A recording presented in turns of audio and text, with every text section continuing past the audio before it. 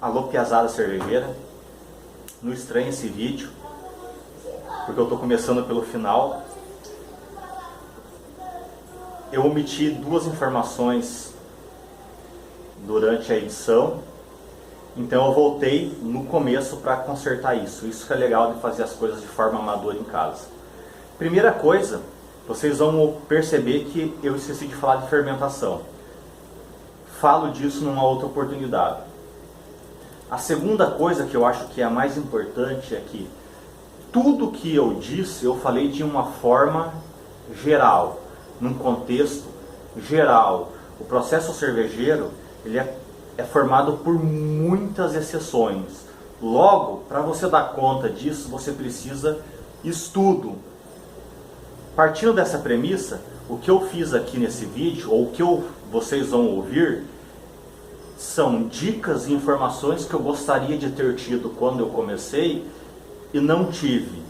Isso não exclui o estudo. O estudo é a parte principal do processo. Então, bora estudar, preste atenção no que eu vou falar, mas os livros estão aí para ajudar vocês. Abraço!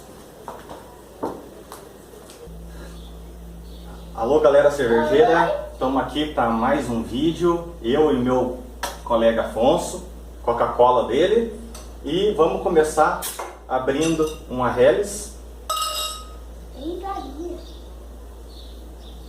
Ó, até Afonso já conhece, bem clarinha.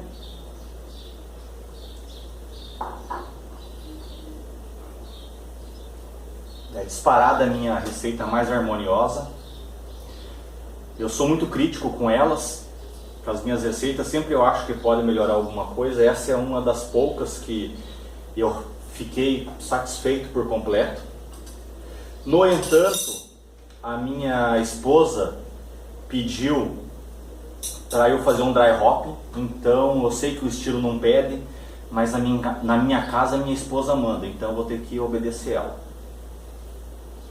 Eu estava bastante empolgado para fazer esse vídeo, porque eu gostaria de falar de coisas que eu gostaria de ter ouvido quando eu comecei nesse mundo da cerveja artesanal e fui descobrindo, ou conversa com um, conversa com o outro, ou estudo aqui, ou estudo ali.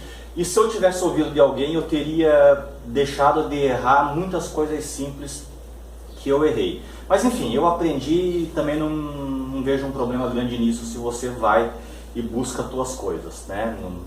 Eu também sou adepto daquele negócio que nem tudo tem que ser de mão beijada. Mas a minha ideia aqui é contribuir para você que está começando. Vamos começar com o tema mais polêmico, então.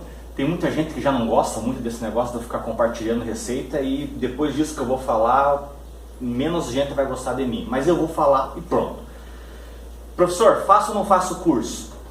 Cara, eu nunca fiz curso nenhum, tá? A única coisa que eu fiz foi um dia assistir o meu amigo fazer uma abraçagem, ele teve paciência para me explicar.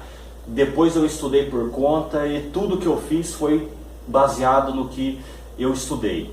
É óbvio que eu tenho a facilidade de ser autodidata, mas enfim, se for para você ver, se for para você participar daqueles cursos que o cara que joga tudo na panela tanto tempo, depois leva por fermentador tanto tempo, não sei, tá?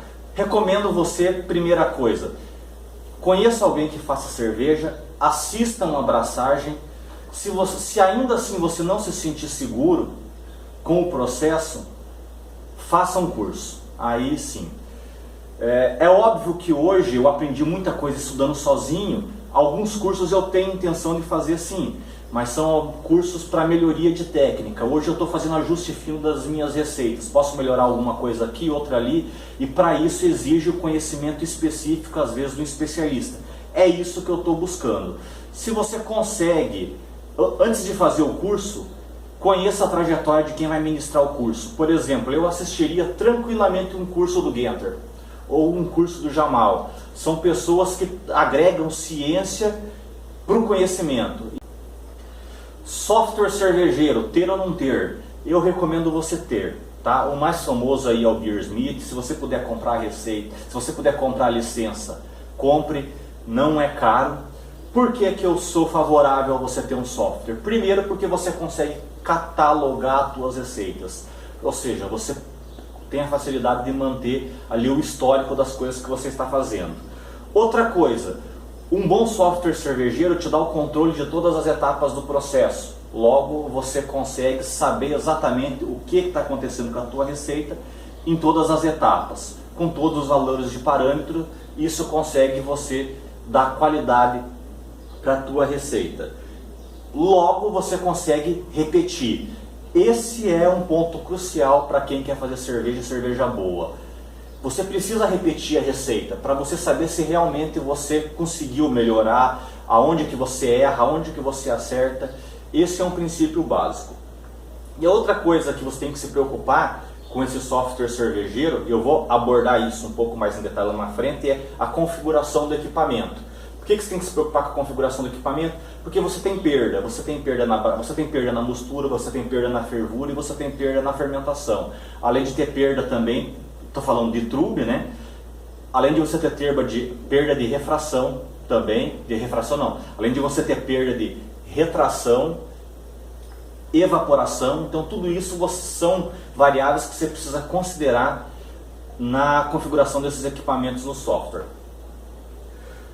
Bom, quero fazer uma receita.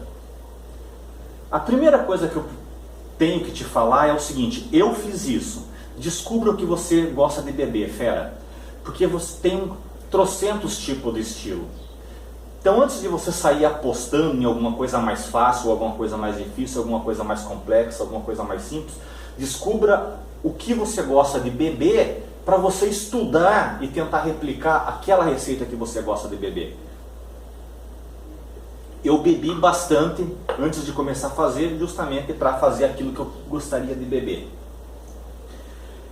Começo por que tipo de receita? Existem receitas que são mais simples, outras que são um pouco mais complicadas. Faça aquilo que você se sente seguro. É óbvio que aquelas receitas que as pessoas dizem que elas são mais complicadas, elas são complicadas por quê? Porque o ajuste é muito fácil você errar, qualquer erro ela é facilmente perceptível. Por exemplo, uma Pilsen. Quando a gente diz não faça uma Pilsen, não é porque ela é mais demorada, é porque qualquer falha no processo ela é facilmente identificada. Então é melhor você recorrer no início a essas receitas que são mais simples de fazer, por exemplo a Pale Ale, tá? Então essa é a dica.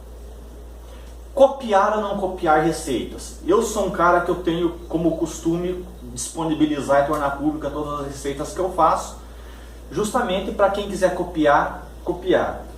Se você se sente bem copiando, copie. Eu gosto muito de cozinhar. Se tem alguma receita na culinária que eu não me sinto seguro, eu vou e copio. Então por que ter esse tabu com a cerveja? Então, se você se sente bem copiando, copie. Eu copio receita? Não copio. Das minhas quase 50 abraçagens, estou chegando lá num período de 7 meses, que é o tempo que eu comecei a fazer cerveja, eu copiei literalmente uma única receita. E foi uma das minhas mais fracas, tá? O porquê disso eu também já falo, mas enfim.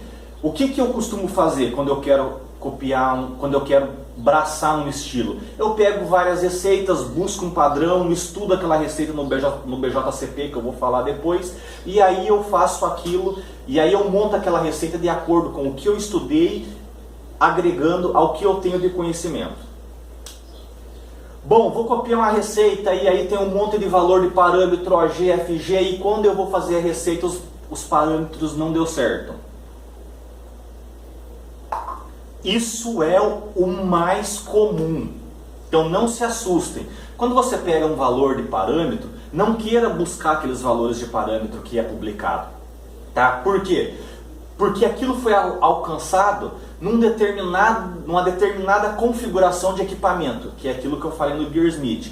Cada equipamento, uma panela de 20 litros tem um tipo de perda, uma panela de 30 litros tem outra perda, um fermentador de 10 litros tem uma perda, um fermentador de 50 litros tem outra perda. E quando eu configuro o meu equipamento no Beersmith, ou seja, qualquer outro software cervejeiro, eu tenho que ter muito bem exato essas perdas para que eu chegue o mais próximo possível desses parâmetros que o software te dá. Então, quando alguém disponibiliza uma receita com um conjunto de parâmetros, é considerada as perdas do equipamento daquela pessoa. Até o próprio tipo de material te leva a uma perda. O alumínio é um, o inox é outro, e tudo isso você precisa conhecer. Então, quer copiar uma receita? Copie. Pegue os parâmetros, aquilo te serve como base, como norteador. Mas não se incomoda se você não alcançar esses valores, porque aquilo foi conseguido num cenário que provavelmente é diferente do seu. Os insumos, tá? Que insumo que eu uso para fazer receita? Tem muito malte, tem muito lúpulo, tem muito não sei o que. É difícil. Realmente, no começo, é difícil você conhecer os maltes, conhecer os lúpulos. Então, o que... Você falou o quê? Você quase bateu no copo depois. Então tá, vou ter um pouco mais de atenção, tá? Obrigado. Então, uma dica que me deram e me ajudou muito é, por exemplo, o malte. Faça um chá de malte a temperatura de 65 graus, aquilo já vai extrair alguns açúcares. Você já consegue ter um pouco de percepção do que aquele malte empresta para a tua receita. A mesma coisa a lupulagem. Um amigo meu me deu uma dica que é muito boa. Compre essa cerveja ruim comercial, abre elas e joga um pouco desses lúpulos e fecha de novo e deixa uns 10, 20 dias que o lúpulo já vai emprestar característica para essa cerveja que você consegue identificar. Então, são duas, chá de malte e colocar lúpulo em cerveja ruim. Dessas comerciais aí, te ajuda a ter percepção dos insumos. Outra coisa, no caso da lupulagem, privilegia a lupulagem de single ou no máximo dual hops, ou seja, 2 lúpulos, para você ter um pouco também da percepção de cada insumo. Às vezes você pega e quer jogar 5, 6 lúpulos e você não consegue identificar as coisas. Quando eu comecei, eu tinha mania de colocar um monte de malte e um monte de lúpulo, mas eu não fazia isso de teimoso. Eu fazia isso para ver mesmo, identificar algumas coisas e tal. Foi uma experiência boa que eu pude aprender, mas também fiz muitas cervejas mais ou menos, porque hoje eu consigo criticar as cervejas que eu bebo e as cervejas que eu faço. Então tome muito cuidado, estude o insumo, existem descrições bastante fiéis àquilo que aquele insumo empresta para a tua cerveja. Estude o insumo, privilegie os singles, que você vai começar a entender um pouco do que você pode usar, do que você pode misturar. Isso serve para levedura também, e aí você consegue melhorar a sua receita ao longo do tempo. Faça cerveja para você. A gente geralmente no começo a gente quer fazer cerveja para os outros beber e falar que a cerveja é boa. Cara, eu fazia muito isso. Só que não adianta, se o cara não está acostumado a beber cerveja artesanal, ele vai reclamar da tua cerveja e no máximo vai falar coisa para te enganar. Se o cara é muito entendedor de cerveja, ele vai facilmente encontrar um defeito na tua cerveja, só que por ser teu colega, ele também não vai falar. Então você não vai saber nenhuma coisa nem outra. Então já que é para fazer, faça para você beber, cara. A gente fica muito mimimi para fazer uma IPA porque a sogra não vai beber, a mulher não vai beber. Faça para você, porque se no pior caso, se ninguém beber, você com certeza vai beber essa cerveja. Então, faça para você. Clarificação. Todo mundo tem uma cerveja clara. Se você pegar essa minha Helles aqui, ó, tá vendo? Tá clarinha. Esse é um vídeo que eu vou fazer sobre clarificação de cerveja. Não sou um conhecedor, mas pelo que eu li e pelas minhas experiências, a clarificação está diretamente relacionado com a mostura. Uma mostura boa, uma mostura eficiente vai te dar uma cerveja clara. A fervura ajuda a clarificar. Aí vem as coisas. E gelatina. E o crash cold, que é a refrigeração a frio. Também ajuda, tá? Como eu disse, eu vou fazer um experimento sobre isso. Mas hoje, o que tem dado os melhores resultados para mim é a maturação a 0 graus, sem pressa, as minhas cervejas ficam muito claras usando esse método de clarificação a 0 grau. Nunca mais usei gelatina. Vamos virar a página? Partiu. BJCP. O que o BJCP é? Ele é um guia de referência, ele é uma bíblia da cerveja. Ele te descreve cor, amargor, densidade inicial, final, enfim, é um padrão que ele, para ser seguido. Mas eu faço cerveja em casa, sigo ou não sigo o BJCP? Cara, se você quer participar de concurso, saiba que o BJCP você precisa respeitar, porque os jurados eles são bastante profissionais nesse sentido e eles são rigorosos, tá? No BJCP define-se um padrão e esse padrão precisa ser seguido. Então você tenha isso em mente. Se você quer participar do concurso, o BJCP precisa ser seguido. No entanto, eu sou um cara muito criativo, eu quero fazer a minha cerveja. Então se você é criativo, faça, siga a tua criatividade. Não tem problema nenhum. Agora, criatividade ela tem limite. Eu não posso fazer uma Red Ale preta. Eu não posso fazer uma Weiss com 10% de trigo. Então, tem um limite aí do bom senso. Logo, você precisa estudar o BJCP. Quando eu vou fazer uma receita que eu não domino, o que eu vou? Eu pego algumas receitas disponíveis na internet, estudo o BJCP, agrego aquilo que eu conheço dos ingredientes que eu já usei e monto a minha receita. Então, BJCP é algo que você precisa estudar. Criatividade. Se você quer ser criativo, se você quer inovar nas suas receitas, saiba que isso tem um custo. Principalmente se você quer tornar pública as suas receitas. Existem os tradicionalistas, isso é comum, e os conservadores. Você vai apanhar por isso. Então é o custo da inovação. Isso é em qualquer área, não é só na cerveja. Em qualquer ramo da ciência, se você quer ser inventivo, se você quer inovar, o primeiro passo é que você tem que estar preparado para as críticas que elas vão surgir. Com o tempo você vai mostrando que você é capaz de fazer as suas próprias coisas e o caminho que você seguiu não é nenhuma loucura.